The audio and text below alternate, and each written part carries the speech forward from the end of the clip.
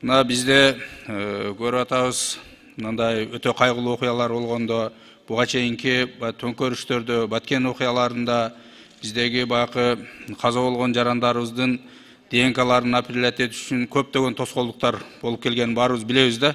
Биз ошол убакытта эле гана эстеп калабыз дагы, андан кийин баягы бүт нерсе унутулуп кетет экен. Буга чейин 2016 жылы учак кулагында дагы ошондой көйгөйлүү маселелер көтөрүлүп, ошол мезгилде да ушул баягы ДНК-ны апелляция этүүчү аппарат боюнча сөз козголуп, керек экени айтылып, ошол кезде жетекчилер тарабынан кайра калып кеткен. Мына кечеки Баткен окуясында да бул керек экенин баарыбыз билдик.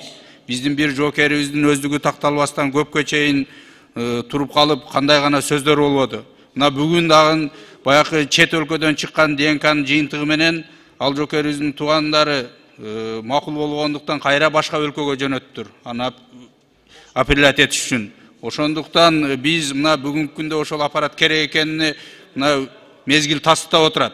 Тезинен биздин соттук медициналык экспертиза кызматына ДНК апелляция этүүчү аппаратты жана ошондой эле ал жерде иштөөчү кызматкерлерди даярдоо керек экенини баарыбыз көрүп отурабыз. Ошондуктан тиешелүү тапшырмаларды берип, Алмаз Акунжанович, ушул жака жакшыраак көңүл буруп койсоңуздар.